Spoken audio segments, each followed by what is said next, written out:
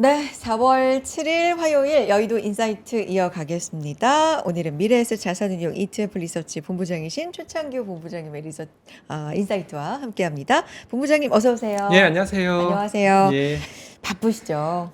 저는 여의도 사람이 아니어서 아마 이 방송 보시는 분들은 여의도 인사이트여서 여의도에서 다 오시는구나라고 생각하겠지만 저희 미래에셋 자산운용은 저기 종각에 있습니다. 종각 예. 인사이트? 네, 종각 인사이트. 광화문 인사이트? 광화문 인사이트 정도라고 보시면 될 것 같습니다. 오늘은 하루만 광화문 인사이트로 네. 바꾸는 걸로 하도록 하겠고, 일단 오늘 시장 얘기를 하면서는 뭐 삼성전자 얘기를 빼놓을 수는 없을 것 같아요. 네. 삼성전자 실적을 보면서 네. 저는 약간 이런 생각은 좀 들었어요. 그러니까 뭐 주주고 아니면 이런 걸 떠나서 와, 우리나라에도 이런 실적을 내는 기업이 생겼구나. 저희도- 살짝 국뽕 이런 게 네, 생기던데. 저희도 아침에 출근하자마자 네. 야, 전 세계에서 가장 돈 많이 버는 기업이 얼마지? 네. 야, 그 사우디의 아람코 아마 그 시청자분들도 많이 아실 텐데 S-오일의 대주주인 아람코가 작년에 분기 영업이익이 47조가 됐었어요. 네. 그래서 드디어 우리가 아람코를 능가하는 자랑스러운 회사를 가졌구나 이런 얘기들을 살짝 나눴었거든요. 근데 역시나 아니나 다를까 셀온이 발생하면서 우리의 좀 기대감을 충족을 시켜주지는 못했습니다. 좀 아쉬운 시장이었죠. 물론 삼성전자 상승을 하긴 했는데 그 실적에 비하면 상승폭은 아쉬웠다라는 얘기를 저희가 앞에서 이제 클로징벨을 통해서도 계속 좀 하긴 했었는데 증시 분위기 그래서 어떻게 보셨는지 좀 정리해 주실까요? 결국은 실적이 더 세냐 아니면 매크로 외부 변수가 더 세냐 이 두 가지 변수가 경쟁을 했는데요. 네. 아쉽게도 외부 변수가 좀 더 셌다. 저는 좀 그렇게 분석을 하고 있습니다.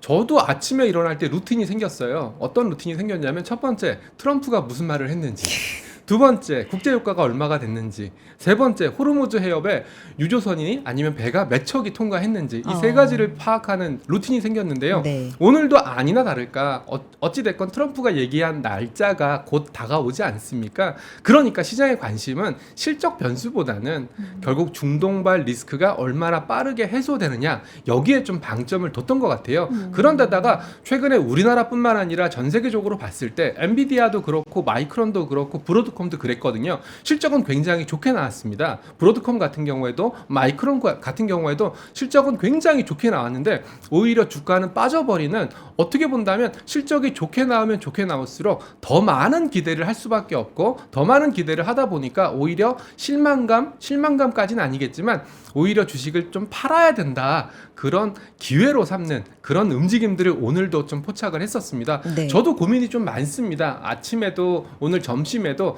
저희 회사에서 테크펀드를 담당하는 매니저랑 점심을 먹었었거든요.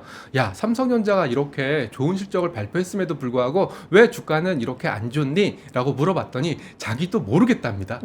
이게 여의도 인사이트뿐만 아니라 광화문도 이런 좋은 실적에도 이렇게 주가 반응하는 것은 정말 어이가 없다. 이 정도의 반응이니까 아마 이 방송을 보시는 시청자분들도 좀 같은 맥락에서 해석을 해주시면 좋을 것 같습니다. 모르겠다. 네. 결론은.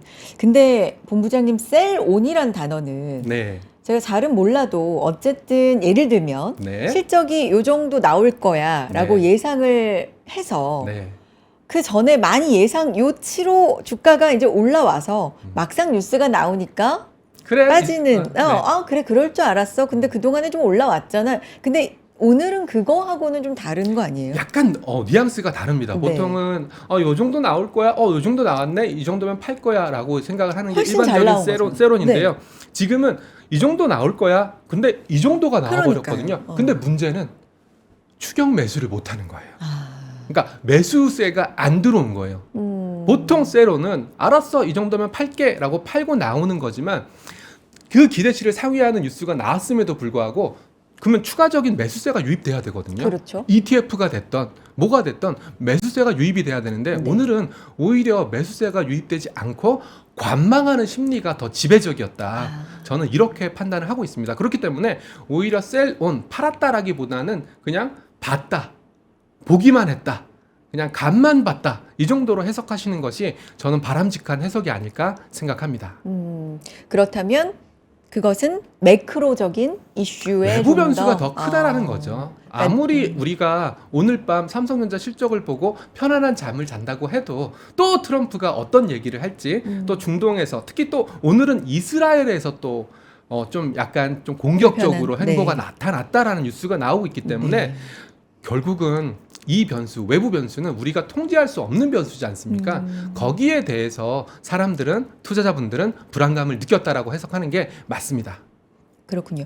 외부적인 변수. 근데 최근에 보면 코스피 대비해서 코스닥이 좀 더 약한 모습을 보이잖아요. 그렇습니다. 여기에 대해서도 좀 얘기도 많고 사실 그 코스닥 ETF 네. 관련돼서도 기대감이 많았는데 결국에 지금까지의 수익률은 안 좋다. 네. 마이너스다. 네. 이런 부분들도 있고 이 네. 부분에 대한 해석, 설명도 좀 필요할 것 같아요. 네, 일단은 저는 이렇게 생각을 했습니다. 네. 3월달, 4월달 넘어가는 과정에서 일단 코스닥이 코스피보다는 우세하지 않겠나 이렇게 생각을 했고요. 이유는 크게 세 가지였습니다. 첫 번째는 뭐니 해도 정책 모멘텀. 그리고 오늘도 저희들끼리 얘기했던 게 국민성장 펀드 이거 나오면 나도 가입할래. 세제 혜택도 있으니까 정책 모멘텀이 코스피보다 코스닥이 월등했고요. 그리고 두 번째는 수급 모멘텀도 코스피보다 코스닥이 양호했습니다. 저는 뭐 ETF 업계에 있기 때문에 ETF발 수급을 말씀드릴 수밖에 없지만 ETF발 수급도 확실히 코스닥 액티브 ETF 그리고 바이오 ETF를 중심으로 코스닥 수급이 좋았습니다. 그런데다가 앞서 우리가 처음 얘기했던 대로 외부 변수가 시장의 불안 요인으로 작용한다면 아무래도 이 외부 변수는 코스피에 영향을 더 줄 수밖에 없거든요. 그래서 저는 이 세 가지 이유 때문에 코스닥이 좀 더 코스피보다는 좋지 않겠나라는 생각을 좀 드렸었는데요.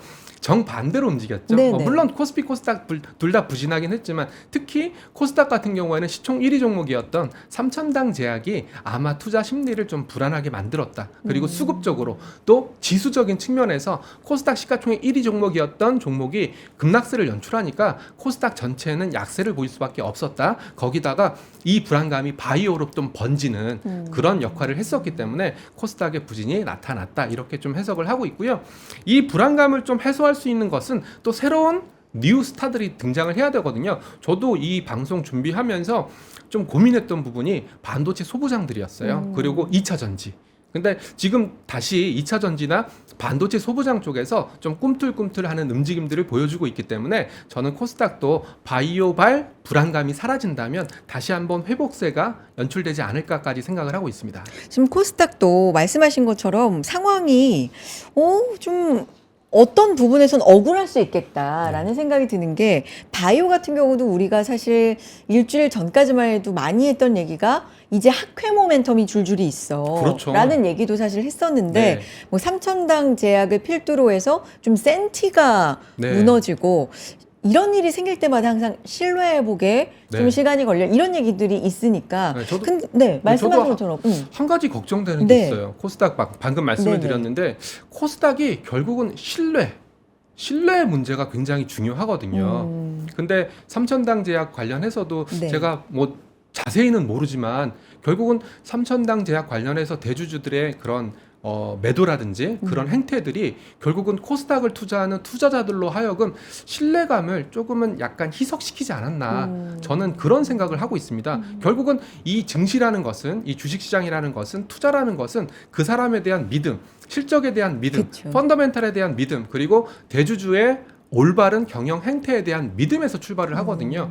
이게 조금 훼손됐을까봐 그 부분이 좀 걱정되는 부분인데 아마 뭐 삼천당 제약 쪽에서 경영진 쪽에서 아마 조만간 그런 신뢰 회복과 관련된 그런 움직임들을 나타내지 않을까라는 기대감도 좀 해보고 있습니다. 근데 왜 코스닥은 좀 억울할 것 같냐라고 말씀을 드렸냐면 아까 말씀해 주신 것처럼 2차 전지가 오랜만에 굉장히 괜찮은 흐름을 보여주고 있고 반도체 소부장 쪽도 뭐 그래도 견조하게 올라가고 있는 부분들이 많기 때문에 바이오만 좀 진정이 되주는 코스닥도 가지 않을까 이런 희망을 여전히 좀 가질 수 있는 건지 뭐 이런 것도 궁금하고요. 네, 저는 충분히 가질만 했다라고 생각을 하고 있습니다. 첫 번째 2차 전지부터 말씀을 드리면 전반적으로 봤을 때 EV, 전기차 판매는 점점 줄고 있습니다. 아무래도 트럼프가 전기차 보조금 이런 얘기를 안 하니까 전기차 판매는 줄고 있지만 결국은 앞서 우리가 얘기했던 중동발 사태가 에너지는 안보다 이런 논리로 지금 점철되고 있거든요. 그런 걸 봤을 때에는 다시 한번 에너지는 안보다라는 논리로 간다면 태양광, 풍력, 신재생 에너지 이런 쪽으로 갈 수밖에 없고요. 그렇다면 태양광 낮에만 발전할 수 있습니다. 풍력 바람 불 때만 발전할 수 있거든요. 그 넘치는 전기를 ESS라든지 그런 쪽에 저장을 할 가능성이 높기 때문에 저는 2차 전지 소재 쪽 그리고 2차 전지 셀 쪽도 분명히 에너지는 안보다라는 논리에 의거해서 ESS발 모멘텀이 분명히 붙을 거다라고 믿고 있습니다. 그래서 2차 전지도 좀 긍정적으로 볼 필요가 있고요. 네. 그리고 반도체 소부장도 아침에 제가 출근하자마자 보고서를 읽는데 보고서에서 나왔던 게 최근에 얘기 나왔던 게 후공정이었습니다. 즉 후공정. 왜냐하면 이제는 3나노, 2나노, 1나노 이렇게 미세 공정하는 그 단계는 너무나 비용이 많이 들고 아무리 미세 공정화해도 전송 속도라든지 통신에 문제가 있기 때문에 오히려 패키징 아니면 후공정 쪽에 좀 더 방점을 두는 게 맞다라는 보고서들이 최근에 많이 나오고 있거든요. 그런 관점에서 본다면 후공정에 해당되는 반도체 소부장 기업들은 충분히 병목상에서 수혜를 누릴 수 있다라는 생각을 좀 하고 있습니다. 그래서 그래요. 저는 아쉽지만 바이오의 부진이 좀 아쉽긴 하지만 방금 말씀하셨던 것처럼 뭐 항암 확해라든지 그런 쪽에서 한국 기업들 제가 세려보니까 한 6개, 7개 업체들이 이미 발표 예정인 걸로 알고 있어서 바이오의 회복 그리고 실내의 회복만 어느 정도 안정이 된다면 다시 한번 코스닥의 열풍을 한번 기대해봐도 되지 않을까 그런 생각까지 해보고 있습니다. 코스닥도 최근에는 좀 아쉽지만 어쨌든 좋은 호재들이 좀 아직은 손을 놓기에는 아쉬운 그런 긍정적인 것들이 좀 많이 있다라는 말씀이신데 오늘 삼성전자 얘기하면서 삼성전자도 3전인데 이제는 닉스다. 하이닉스 쪽으로 좀 관심이 좀 많이 가더라고요. 삼성전자, 하이닉스 어쨌든 실적으로 증명은 한 거잖아요. 아까 네, 그렇죠. 말씀처럼 매크로적인 부분 때문에 굉장히 그 실적 대비 아쉬운 주가 흐름이었지만 네. 어쨌든 증명을 해내고 있으니까 네. 개인 투자자 입장에서 지금의 접근은 좀 유효하다고 보십니까? 일단 삼성전자부터 하나씩 좀 따지고 좋아요. 들어갈 필요가 있다고 생각을 네. 합니다. 삼성전자 요번에 저는 굉장히 고무적으로 봤던 부분이 하나가 있었어요. 어떤 거예요? 파운드리. 아, 파운드리가 미운 오리였거든요. 미운 오리였는데 지금 계속적으로 수주를 좀 받고 있고요. 그런데다가 지금 뭐 엑시노스라든지 그런 쪽으로 좀 많이 팔고 있기 때문에 파운드리가 좀 더 회복이 된다면 뭐 DDR 메모리 가격이나 낸드 메모리 가격은 많이 얘기들 하셨을 거예요. 저는 얘기 안 할 거고요. 가격도 뭐 30% 올라가기 때문에 이것만 때려도 다음 분기 영업이익은 훨씬 더 올라갈 거니까 저는 그 부분은 절대 얘기 안 하겠습니다. 저는 미운 오리 새끼였던 파운드리가 얼마나 회복되는지에 방점을 두고 있습니다. 특히 어젯밤에 드디어 인텔도 CPU를 만드는 파운드리 회사지 않습니까? 인텔이 주가가 괜찮았거든요. 그런 걸 봤을 때는 저는 오히려 2, 4분기, 3, 4분기 넘어가는 과정에서 삼성전자의 파운드리의 부진, 파운드리의 휴업, 파운드리의 잠정적인 부진이 어느 정도 희석된다면 삼성전자 영업이익은 오히려 골고루 뭐 HBM이라든지 아니면 DDR과 같은 메모리 쪽에 치중된 게 아니라 이제 파운드리까지 부진을 회복한다면 골고루 괜찮아질 수 있다라는 방점으로 좀 보고 있고요. 그리고 하이닉스는 아침에도 좀 얘기를 좀 했는데 삼성전자보다는 영업이익이 그렇게 크진 않을 거예요. 예, 크진 않을 거고 우리가 또 TSMC도 많이 얘기를 하거든요. 왜냐하면 엔비디아의 7개 칩을 다 TSMC가 만들고 있기 때문에 그렇다면 TSMC의 실적이 더 좋아지지 않겠어? 라고 얘기를 하고 있는데 지금 시장의 가장 큰 어떻게 본다면 딜레마는 가격은 올라가는데 양이 안 늘어나기 때문이거든요. TSMC도 지금 증설을 하고 있지만 이 증설을 통한 증설 효과가 나타나기까지는 시차가 좀 필요해요. 하이닉스도 마찬가지거든요. 그래서 하이닉스도 영업이익이 좋게 나오긴 하겠지만 즉 양이 늘어나는 캐파의 증설 효과가 아직까지는 눈에 뚜렷하지 않기 때문에 삼성전자처럼 드라마틱한 영업이익의 개선, 드라마틱한 영업이익의 호조는 아직까지는 때문에 좀 힘들다라는 생각을 하고 있습니다. 지금까지 말씀해 주신 이 모든 긍정적인 걸 다 반영을 하려면 어쨌든 전쟁이라는 요 키워드가 좀 완화되는 쪽, 또 긍정적으로 마무리되는 쪽으로 좀 가야 될 텐데. 맞습니다. 그쵸. 이게 이제 시한이 내일. 네. 우리 시간으로 9시. 네. 이렇게 이제 나와 있고 일정들이 좀 이번 주에 많아서요. 그러니까 이 질문을 드리기가 제일 그래요. 왜냐면 이걸 예측을 어떻게 해요. 근데 시나리오는 나름대로 본부장님도 당연하죠. 생각하시는 부분이 있으실 텐데 생각을 좀 들어볼까요? 아침에 제가 뭐 많은 일들을 했는데요. 그 중에 하나가 챗 GPT야 트럼프가 종전과 관련해서 어떤 발언을 했고 날짜별로 한번 정리를 해줄래? 라고 했더니 네. 또 친절하게 정리를 해주더라고요. 한 6번 정도 종전과 관련된 발언을 했었고요. 네. 뭐 가깝게는 3월 1일 날 전쟁 터트리고 나서 우리는 4주 정도면 끝날 거야. 3월 5일 날 전쟁 거의 다 끝났어. 뭐 최근에는 망할 놈의 호르무즈 해협 뭐 이런 발언들이 쭉 나왔는데 그 발언에 대한 행간들을 좀 읽을 필요가 있습니다. 행간들을 읽어보면은 첫 번째, 전쟁의 명분이 뚜렷하지 않았다. 이번 이란 전쟁을 뭐 목적으로 하는 것은 뭐 저희 업계 사람들끼리는 중국을 견제하기 위함이다. 그리고 에너지 패권을 가져오기 위함이다. 뭐 여러 가지 얘기들을 하는데 뚜렷한 명분이 없습니다. 명분으로는 뭐 핵, 뭐 이런 예를 부분이 들어서 있었지만, 뭐 네. 이런 비유가 좀 그렇긴 네. 하지만 걸프전의 명분 9.11 테러였거든요. 수많은 미국인들이 테러로 희생을 당했어. 그 테러의 원흉을 없애기 위해서 걸프전을 일으켰다. 뭐 이런 명분, 뚜렷한 명분이 없었기 때문에 아마 트럼프 입장에서도 명분 없는 전쟁을 펼쳤기 때문에 아마 제 뇌피셜입니다. 명분 없는 종전을 선택하지 않을까. 좀 약간 어떻게 본다면 비겁한 종전. 우리가 이겼어!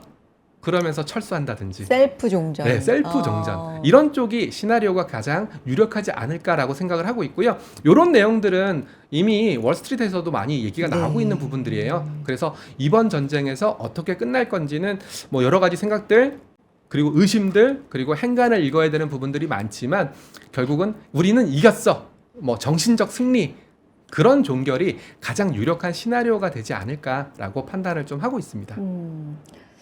하지만 이게 조금 더 길어진다면 왜냐하면 우리 그런 시장에, 것도 네. 어찌 됐건 뭐 셀프 종전이 됐건 아니면 정신적 승리가 됐건 뭐 얻어가는 게 있어야 될 거거든요. 그렇죠. 뭐 뭔가 얻어가는 게 있어야 되기 때문에 그 얻어가는 걸 얻기 위해서 트럼프 입장에서는 좀 시간을 번다든지 할 가능성이 높고 그렇다면은 결국은 날짜로 좀 따져본다면 아마 이번 주죠 CPI가 발표되고 CPI에서 정말 물가가 서프라이즈 정도까지 확 올라가 준다면 아마 그 트럼프의 조바심 난 마음을 좀 더 빠르게 야 빨리 끝내야 돼 이거 조금만 더 끌다가는 미국 갤런당 휘발유 가격이 4달러가 아니라 5달러가 될 수도 있어.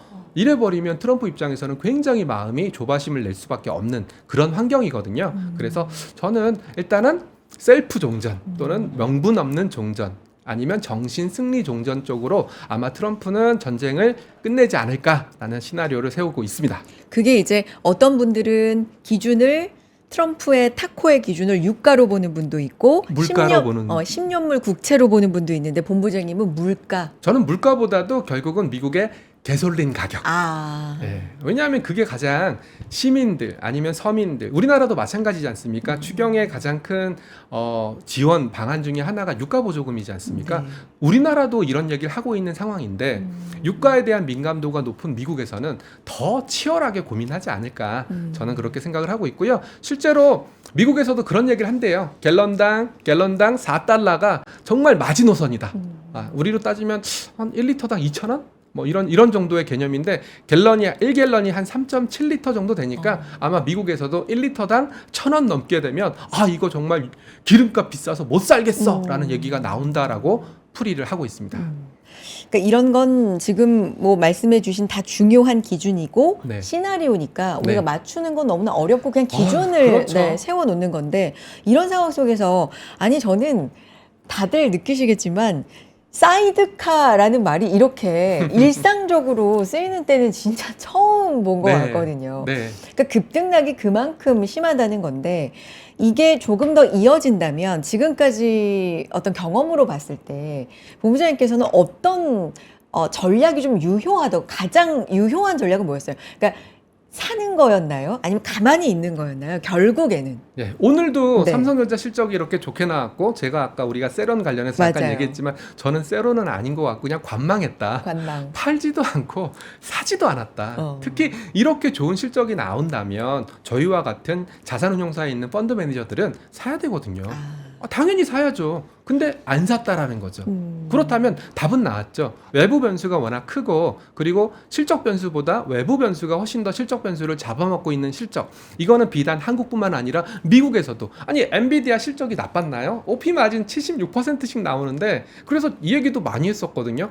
야 근데 엔비디아를 왜 사람들이 안 살까? 그럼 마이크론도 최근에 네, 마찬가지예요. S&P 500보다 오히려 밸류에이션이 훨씬 싼데 왜 안 살까? 안 사는 이유는 딱 하나더라고요.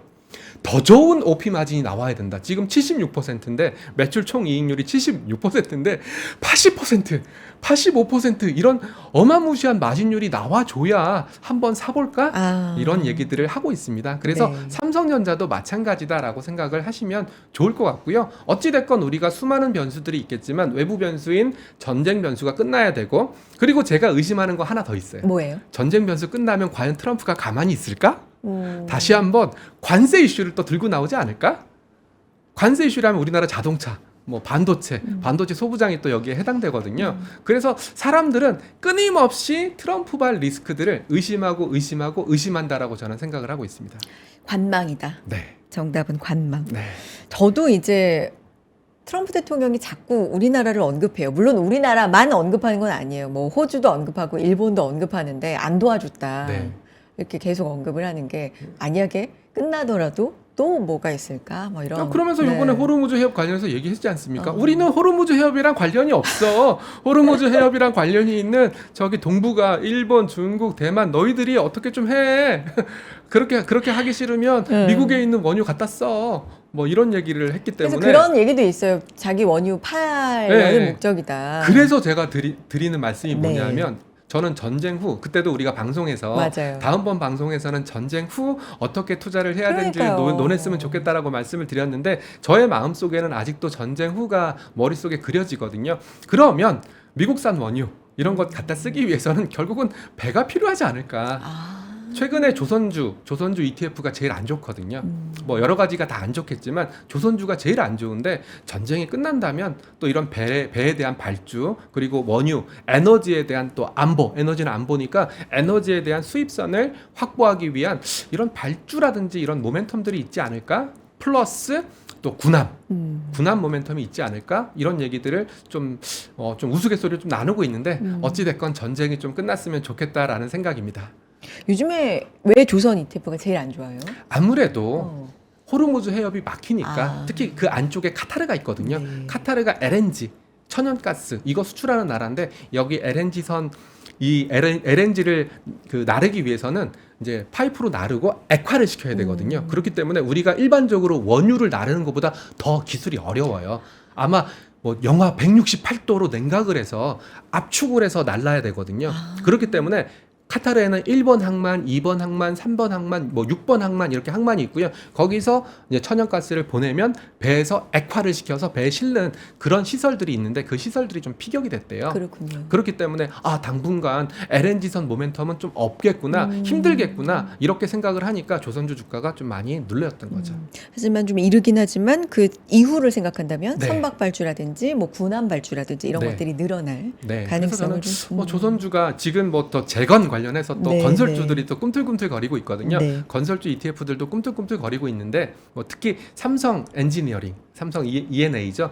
주가 굉장히 좋더라고요. 맞아요. 네, 그래서 그런 걸 봤을 때는 이미 시장은 전쟁 후도 염두에 두고 있구나라는 생각까지 하고 있습니다. 이번 주 일정 중에 옵션 만기일이 있어요? 네. 네. 왜 사실 뭐 삼성전자 실적이라든지 전쟁 관련된 일정 챙겨보느라고 네. 별로 신경을 안 썼지만 좀 변동성 어떻게 좀 유의를 해봐야 될까요? 저는 네.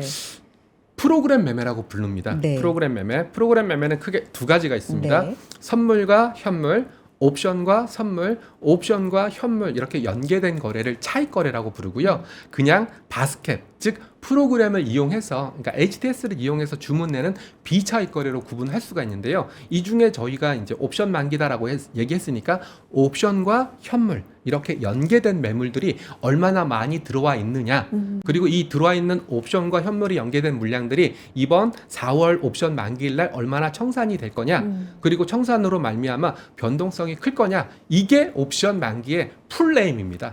아마 이 방송을 보시는 시청자분들께서는 그냥 만기일이구나 뭐 이렇게 생각하시겠지만 옵션과 현물 이거를 합성 선물이라고 부르거든요. 크게 보면 제가 좀 유식한 척 해도 될까요? 예, 컨버전, 리버설 이런 용어들이 등장을 합니다. 네. 근데 최근에 시장이 빠지는 과정에서 프로그램 매매 쪽에서 매도가 좀 많이 나왔어요. 매도가 많이 나왔다는 것은 옵션과 현물 중에서 옵션은 사고 현물은 팔았다라는 얘기거든요. 근데 오늘은 옵션은 사고 현물은 팔았기 때문에 이 옵션이 없어지는 날입니다. 그러면 저는 뭐만 남았죠? 현물 판 것만 남았죠. 그러면 오히려 들어올 수 있는 매수가 들어올 수 있는 그런 만기 상황이니까 저는 이번 4월 만기는 오히려 매수가 좀 들어오면서 좀 긍정적인 변화의 촉매가 될 수 있는 그런 날이다. 그렇게 좀 정의를 좀 내리고 있고요. 근데 이 말씀들은 이런 얘기들은 일단 다음 주까지는 그러니까 이번 주 내일까지는 어느 정도 내일 모레까지는 어느 정도 좀 봐야 돼요. 그쵸. 왜냐하면 매일매일 좀 변하고 매일매일 조건이 달라지기 때문에 현재 상황에서는 변동성은 크지만 그 변동성이 오히려 매수가 들어오는 변동성이 큰 것으로 조사되고 있으니까 그것도 참고하시면 좋을 것 같습니다. 이게 일정이 9일 목요일. 네, 두 번째 목요일입니다. 네, 그러니까 네. 헷갈리시는 게 예를 들어서 둘째 주 목요일 그래버리면 만약에 4월 1일이 금요일이다. 그러면 사람들은 그 주를 첫째 주라고 생각을 하시는데요. 두 번째 목요일입니다. 4월 1일이 목요일이면은 4월 8일이 만기입니다. 그것만 아시면 좋을 것 같습니다. 이번에는 9일 네. 목요일 근데 이번 보통 주. 네. 이제 네. 이런 말씀들도 많이 하세요. 보통 옵션 만기일 아니면 동시 만기일이랑 금통이랑 겹쳐 있는 경우가 많거든요. 이번에는 겹치지가 않았나요? 네, 이번 이번에는 주는 금요일로 알고 있어요. 네, 하루가 금통위가. 차이가 납니다. 그죠? 네. 보통 겹치는 날도 있고 네. 하루가 차이 나는 날도 있어서 금통위도 아마 염두에 두실 필요가 있습니다. 금통위 말씀 꺼내 주셨으니까 네. 이번에 이창용 총재 마지막 금통이죠? 네, 맞습니다. 네. 올해는 좀 재밌는 일들이 좀 많이 있는 것 같아요. 어떤 재밌는 일이 좀 많이 있냐면 미국도 드디어 파월 의장이 임기가 거의 끝났지 않습니까? 드디어예요. 네, 드디어. 근데 뭐 파월 의장은 3월 FOMC에서 네. 야, 나 고문으로 남을 거야. 막 네. 이런 얘기도 하긴 했는데 뭐 그것도 법적으로 가능하다고 하더라고요. 네, 그래서 저는 파월 의장 그리고 이창용 총재 이분들이 소위 말하는 말년 병장들이거든요. 말년 병장 이런 표현이 맞을지 모르겠는데 어찌 됐건 경제 대통령이었고 말년 병장이니까 과연 이분들은 어떤 업적을 남기고 떠날까? 저는 이게 굉장히 궁금하거든요. 예를 들어서 파월 의장 같은 경우에는 딱 두 가지입니다. 물가와 고용. 딱 두 가지인데 지금 물가가 꿈틀거리고 있으니까 아마 파월 의장 같은 경우에는 물가를 잡기 위해서 마지막 소임을 다하지 않을까. 저는 그런 쪽에 방점을 두고 있고요. 그리고 이창용 총재 같은 경우에는 제가 잘은 모르지만 어찌됐건 이분도 우리나라 경제가 좋아졌어. 뭐 이런 좀 족적을 남기고 떠나지 않을까. 그런 생각들을 좀 하고 있습니다. 근데 또 거꾸로 얘기하면 너무 말년에 여러 가지 일들을 하게 되면 후임자들이 좀 버거울 수 있거든요. 그래서 이번에는 아마 금리 동결 쪽으로 가지 않을까 그렇게 생각을 하고 있고요. 시장도 컨센서스도 금리 동결 쪽으로 무게를 두고 있으니까 이번 금통위는 뭐 그렇게 큰 변수는 안 될 것 같은데 과연 금통위에서 차기 총재 예정자한테 어떤 숙제를 남길지 또는 차기 예정자가 어떤 매파적인 스탠스 또는 비둘기파적인 스탠스 아니면 매와 비둘기를 혼합한 스탠스를 내비칠지 이런 문구에 좀 더 주목할 필요가 있다고 생각하고 있습니다. 시장에서는 매파로 좀 알려져 있기는 하죠. 그렇죠. 네, 네. 매파적인 성향이 좀 네. 있다라고 좀 생각을 하고 있기 때문에 실제로 한국 국채에서도 최근에 한국 국채 금리가 좀 올랐거든요. 그러니까 국채 금리가 좀 올랐어요. 근데 그것도 좀 약간 의구심을 갖고 있는 게 한국 채권이 드디어 WGBI 본드 인덱스라고 글로벌 본드 인덱스에 편입이 됐거든요. 세계 국채 지수. 네, 세계 국채 지수. 네. 아마 보통 주식만 좀 많이 하시니까 세계 국채 지수라고 글로벌 본드를 인덱스로 만든 국채 지수에 한국 국채가 들어갔어요. 그래서 안 그래도 작가님이 질문 주시더라고요. 그래서 증시에 돈이 들어왔나요? 네. 이런 질문을 주시는데 채권 시장은 돈 들어왔어요. 아. 채권 시장은 분명히 돈이 들어왔을 때 채권 가격이 좀 올랐었거든요. 그래서 돈이 들어왔는데 이 자금이 증시, 주식으로 넘어가는 자금은 아니다. 그런 말씀을 드리고 있습니다. 알겠습니다. 세계 국채 지수 편입에 대한 자금이 좀 들어왔다. 네. 자, 이런 부분도 좀 짚어보고 싶어요. 이 질문을 드릴 때마다 사실 이것도 상당히 중요한 일인데 모든 것이 다 전쟁에 묻혔다라는 네. 게 사모신용 얘기입니다. 맞아요. 그렇죠. 예. 이게 사실 뭐 바퀴벌레로 표현이 되기도 하고 한 마리의 바퀴벌레가 발견이 되면 네. 진짜 많은 것들이 숨어 있을 수 있다라는 네. 것들이 이제 신용 문제에서는 항상 좀 비유가 네. 이게 제이미 다이먼의 비유였나? 네, 맞아요. 기억이 나는데 블루아울 판매 중단 여파 뭐 이런 것들 요것도 일단 우리가 좀 변수로는 항상 마음에 좀 갖고 있어야 될까요? 지금 상황이 어떻습니까? 개인적인 느낌을 좀 말씀드릴게요. 네. 저도 아까도 계속 반복적으로 말씀드리고 있지만 네. 엔비디아 주가가 왜 못 가지? 이렇게 실적이 좋은데 마이크론 주가가 왜 못 가지? 그리고 심지어 브로드컴 같은 경우에는 최근에 AI 산업의 헤게모니가 통신으로 넘어갔거든요. 네. 데이터를 얼마나 빠르게 움직일 수 있느냐 이런 쪽의 강자가 브로드컴이거든요. 그러면 저는 분명히 우리가 알지 못하는 무언가의 문제가 있다라고 생각을 하고 있고요. 제가 장표를 여러 장 준비했는데 네. 화면 잠깐 보시면은요. 좋습니다. 네. 참고로 제가 생각하는 AI 산업이 못 가고 있는 이유 중에 하나는 분명히 돈과 관련된 문제가 있을 수 있다 이렇게 생각을 하고 있고요. 이 장표는 제가 2008년 서브프라임 모기지 사태와 2026년 3호 신용 리스크, 블루아울 리스크를 비교한 자료고요. IM증권 리서치 센터의 자료를 제가 정리를 한 겁니다. 가장 큰 차이점 단도직입적으로 말씀을 드릴게요. 2008년 서브프라임 모기지는 첫 번째 부실의 규모를 알지 못했어요. 부실의 규모가 파생상품, 파생상품, 파생상품의 파생상품, 파생상품의 파생상품 이렇게 파생이 되면서 내일 터지더라도 오늘 부실의 규모를 알 수가 없었다라는 것이 첫 번째 2008년 금융위기 때 가장 큰 특징이었고요. 그리고 주체가 은행이었습니다. 근데 그때 이후에 은행권을 중심으로 다양한 규제들이 등장했기 때문에 2026년 3호 신용 리스크는 은행이 중심이 아닙니다. 사모펀드, 보험, 연기금들이 중심이고요. 그리고 가장 큰 차이점은 분산되어 있습니다. 왜냐하면 은행이면 은행 한 군데, 은행 두 군데 이렇게 딱딱 집중화되어 있는데 이거는 사모펀드, 보험, 연기금 등으로 분산되어 있기 때문에 굉장히 광범위하게 사모 신용 리스크가 퍼져 있습니다. 대신에 한 가지 차이점은 부실의 규모는 알 수 있습니다. 분산되어 있을 뿐이지 부실의 규모는 저희가 체크를 할 수 있습니다. 그럼 관리가 된다는 뜻인가요? 네, 관리는 됩니다. 대신에 넓게 퍼져 있다. 즉 무슨 말이냐면 저는 이제 병으로 좀 비유를 드리는데 2008년 금융위기 때는 굉장히 큰 종기가 저의 등에 이만한 종기가 떡 박혀 있었던 게 2008년 금융 리스크고요. 지금은 제 온몸에 피부병이 퍼져 있는 겁니다. 온몸에 피부병이 퍼져 있으니까 온몸에 있는 피부병들을 고치기 위해서 피부병이니까 제가 죽진 않겠죠. 죽진 않겠지만 이 피부병이 다 나으려면 팔에도 약을 발라야 되고 다리에도 약을 발라야 되고 그리고 매일 씻어야 되고 이런 과정들이 있기 때문에 시간은 좀 오래 걸릴 거다라고 생각을 하고 있어서 언제든 AI 산업이 삐걱될 때 이런 사모펀드 리스크가 짜잔 하고 등장을 할 수가 있습니다. 알겠습니다. 최근에 이제 미국 증시를 보면 사실 간밤에 미 증시가 또 오르면서 요게 4거래일 연속해서 상승인데 네. 보니까 한 1월 이후에 최장기가 랠리라고 하더라고요. 저는 그걸 보고 미 증시도 참 좀 많이 쉬었구나. 네, 맞아요. 우리에 비해서 좀 못 갔구나 이런 생각이 들기는 했습니다.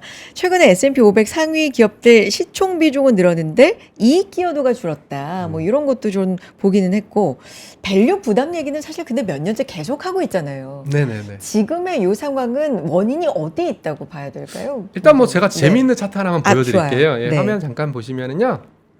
자, S&P 500. 보통 S&P 500은 시가총액 방식이에요. 그렇죠. 시가총액 방식이라는 건 뭐냐면 단순합니다. 시가총액 큰 기업은 비중이 많고요. 시가총액 작은 기업은 비중이 작습니다. 이게 보통 우리가 일반적으로 얘기하는 그냥 미국 S&P 500. 근데 이 주황색으로 되어 있는 거고요. 그리고 파란색으로 되어 있는 것은 S&P 500 동일 가중입니다. 네. 엔비디아도 500분의 1. 애플도 500분의 1. 저기 500등에 있는 기업도 500분의 1. 자, 근데 최근에 성과 보시면 어떤가요? 동일 가중이 더 좋죠. 이 말을 거꾸로 뒤집어 보면 대형주가 부진했다. 거꾸로 중형주, 소형주가 많이 올랐다. 이렇게 분석을 할 수가 있습니다. 이걸 봤을 때는 방금 말씀하신 내용들이 마음에 와닿으시죠? 얼마나 대형주들이 부진했는지. M7을 비롯해서. 네, M7들이 네. 얼마나 부진했는지. 결국 최근의 반등은 이 부진의 여파라고 생각을 하고 있습니다. 결국은 부진을 다른 말로 표현하면 싸다. 실적 안 깨졌다. 실적은 버티고 있는데 주가가 부진했기 때문에 결론은 싸다. 그래서 최근에 유입되고 있는 S&P 500 특히 매그니피센트 7 종목들의 반등은 싸다라는 논리에서 비롯됐다라고 저는 해석을 좀 하고 있습니다. 네. 그런데다가 아직도 매그니피센트 7 기업들의 S&P 500 내 영업 기여도가 30%가 넘어요. 네. 뭐 보통 사람들은 이렇게 말씀하세요. 야, 매그니피센트 세븐들의 S&P 500 내 차지하는 비중이 40% 살짝 언더 되니까 영업 기여도도 40% 이상 나와야 되지 않냐. 그러면 실적이 약간 부진한 거 아니냐. 이렇게 말씀하실 수도 있는데요. 다행스럽게도 최근에 주가가 조정을 받으면서 그 기여도가 조금 올라왔기 때문에 이런 부분들이 아마 펀더멘탈 롱, 즉 바텀업으로 실적을 바탕으로 한 롱 바이어스를 롱 투자 심리를 부추겼다라고 생각을 좀 하고 있고요. 또 기술적으로 말씀하시는 분들도 많아요. 기술적으로 미국에서는 200일 이평선을 많이 보시거든요. 200일 이평선 S&P 500이나 나스닥 100이 200일 이평선을 하회했기 때문에 어떤 사람들은 이제 추세는 하락으로 전환했어 라고 생각하시는 분들도 있고, 야, 이 정도로 빠졌으면 오히려 여기선 사야 돼. 이 정도 200일 이평선 부근에서 사면 항상 올랐어. 이 두 가지 심리가 충돌을 했는데 지금은 200일 이평선에서 사자라는 심리가 좀 더 우세한 상황이다. 이렇게 판단하시면 좋을 것 같습니다. 요즘은 이제 워낙에 우리 증시 자체가 지난해부터 좀 뜨거웠기 때문에 사실 미증시 밤에 보시면서도 야간 선물 네. 확인하시는 분들이 훨씬 또 만만치 않게 많긴 한데, 그럼 미증시도 지금 매수 시점으로도 본부장님 생각에서도 적절한 시기라고 보시는 건가요? 근데 미국도 한국이랑 똑같다라고 생각을 하고 있습니다. 그래요? 결국 미국 사람들도 이 전쟁에 대한 공포, 그리고 또 뭐니 해도 미국은 경기가 좋냐 나쁘냐 이게 더 중요하거든요. 그러면 경기에 대한 바로미터는 뭐니 해도 고용이에요. 근데 이번 달에 나왔던 비농업 고용 지수가 굉장히 서프라이즈가 나왔거든요. 지난달에는 마이너스가 나왔지만 서프라이즈가 나왔고, 근데 또 그거를 뜯어보니까 또 구직자 수, 취업을 원하는 구직자 수가 또 줄었다라는 데이터가 나와요. 그런 걸 봤을 때는 미국도 그렇게 경기가 뜨겁거나 경기가 활성화됐거나 이런 건 아닌 것 같다. 이런 생각들을 좀 하고 있다 보니까 사람들도, 미국 시장에 투자하는 사람들도 주저주저 하는 것 같다라는 저는 판단을 하고 있습니다. 또 이번에 뭐 지난번에 뭐 일시적으로 의료계가 네, 의료계 파업했던 것들이 이번에 또 복귀했고. 복귀한 것들까지도 하니까 좀 좋았다. 뭐 네. 이런 부분들. 근데 실제로 제가 매그니피센트 세븐 기업들 네. 뉴스만 검색하면 나오더라고요. 그렇죠. 아마존 몇 명 해고했어? 메타 몇 명 해고했어? 저는 빅 세븐 기업들, 매그니피센트 세븐 기업들, 하이퍼스케일러 기업들은 그런 데이터도 좀 체크를 좀 많이 해보고 있거든요. 근데 그걸 체크해 보니까 글쎄요, 생각보다 화면 잠깐 보실까요? 네. 예, 주요 빅테크 기업들 감원 현황인데요. 제가 이런 것도 보고 있습니다. 대단하죠?